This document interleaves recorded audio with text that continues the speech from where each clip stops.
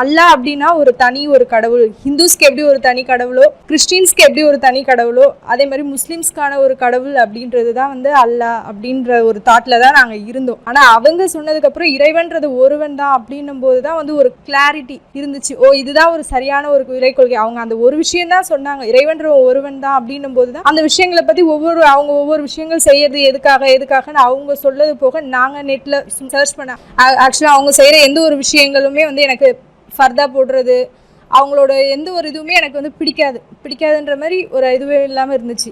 என் friend என்னோட கூட வருவாங்க, அவங்க ஹிஜாப் போட்டு வரும்போது கூட என்ன இப்படி இன்டிசென்ட்டாக இருக்குது ட்ரெஸ், நீ ஹிஜாப் போடாத அப்படின்ற ஒரு பார்வையில் இருந்தேன்னா இன்றைக்கி அவங்களோட சேர்ந்து நான் தொழுகிறேன், அந்த ஹிஜாப் போடுறேன். அதுவும் இப்போ ஹிஜாப்னு போடுறதோடு இல்லாமல் அதை விரும்பி ரொம்ப சந்தோஷமாக அதை போடும்போது ஒரு உணர்வோடு போடுறேன் அப்படின்னா அதுக்கு முழுக்க நான் வந்து ஏற்றுக்கிட்டது வந்து அந்த ஓரிரை கொள்கை. இறைவன் ஒருவன் மட்டும்தான், அவனுக்கு முழுமையாக கட்டுப்பட்டு வாழணும்.